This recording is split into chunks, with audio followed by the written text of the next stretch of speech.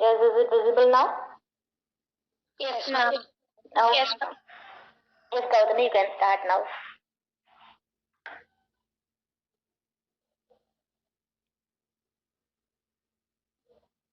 Yes, good afternoon, students. Today's topic is lesson plan. We people are going to discuss about this particular topic because it plays a major role in part of the life of a teacher.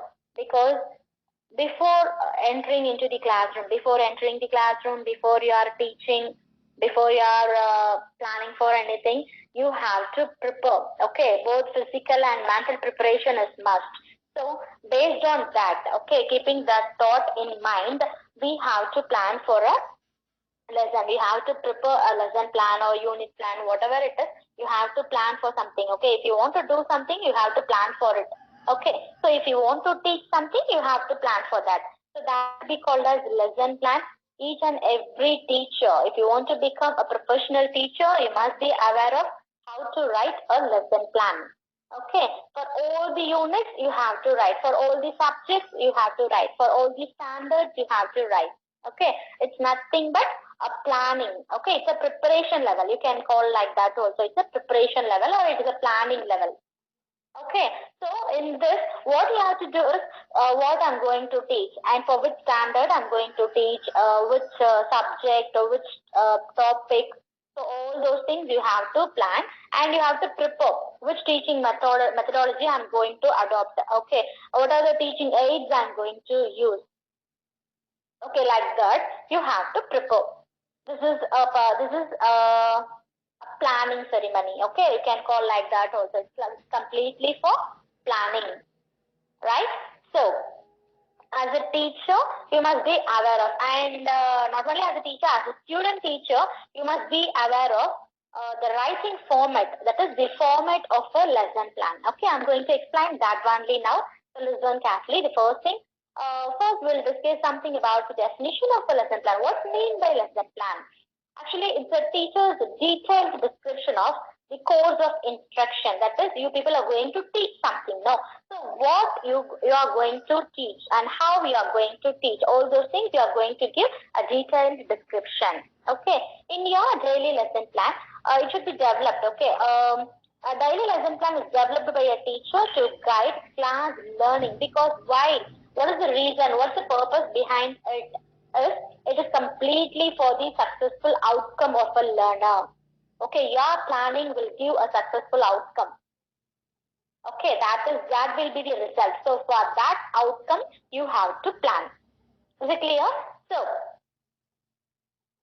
now I'm going to give a list of components because before creating that lesson plan, before writing that lesson plan, you must be aware of the components also. We have 8 different components. So let me explain one by one. The first thing is anticipatory set. Let me read it first.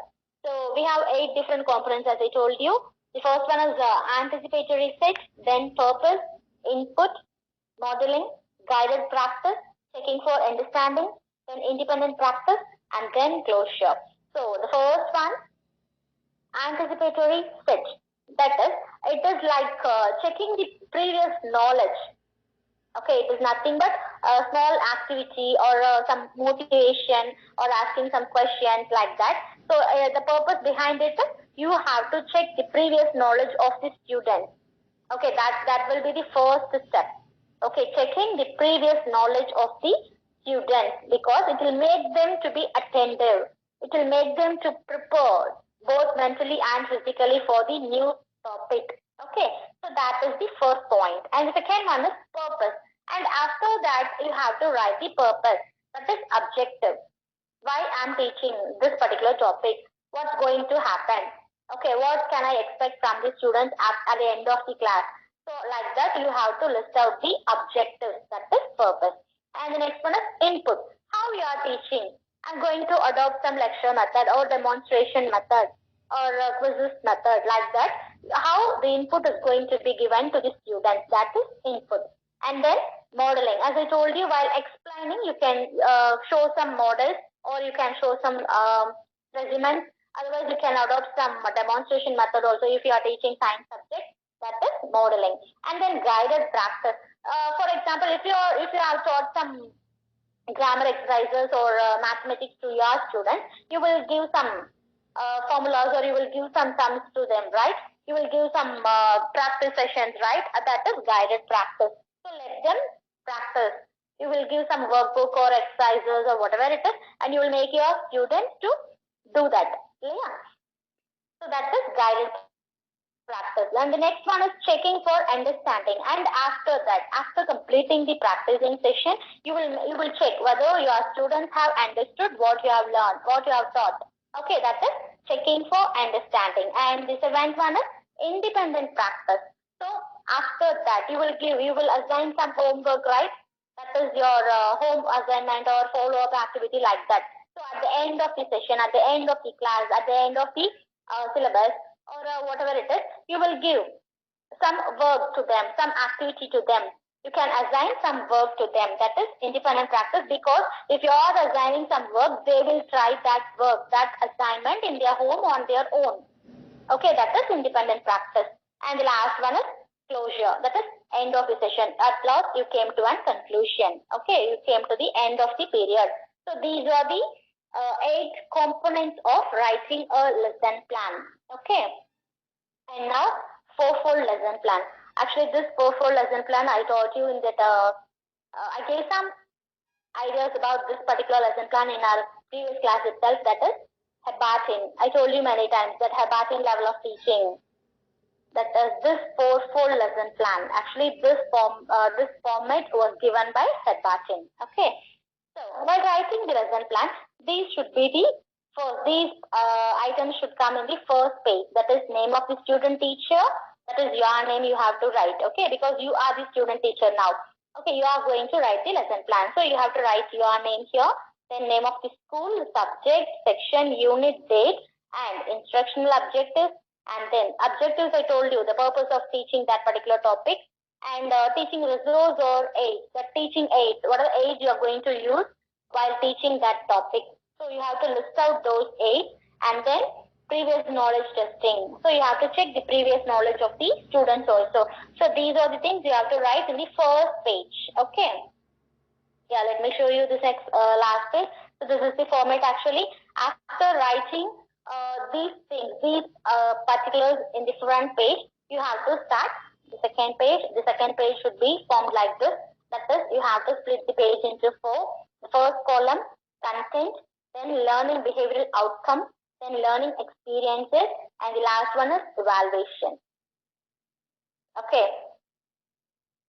So in that content page, you have to write the prose or poem or whatever it is. If you are teaching a poem, you have to write the poetic lines. If you are teaching a prose, you have to write the prose, the passage. Okay, if you are teaching some grammar, means you have to write some definitions or formulas of that particular grammar. Okay, and coming to the learning behavioral outcome. So here you have to write the outcome. If you are teaching that particular content, the student listens or observes. Like that, you have to use some verb in order to show the outcome. Okay, and then learning experiences. Here only you have to write the interaction, that interchange between the student and the teacher. For example, the teacher is teaching this particular topic with the help of the chart. Okay, for that, the student's interaction will be the student observes, or the students observe the class carefully. They have noted all the points carefully.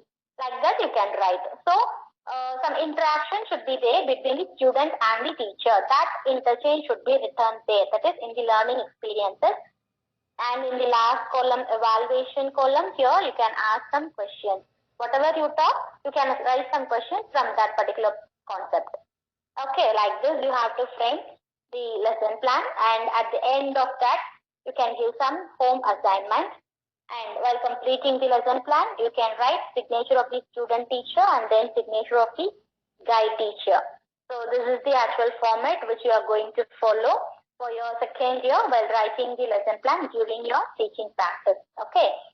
So regarding this, I'll share some model lesson plans. You just try to have a glance at it, and you can select a topic on your own and try to write a lesson plan in this particular format. Okay. And if there is any doubt, if you have any doubt, you can ask me. Okay, guys. Thank you so much, Kana. Thank you, ma'am. Thank you, ma'am. Thank you, ma'am.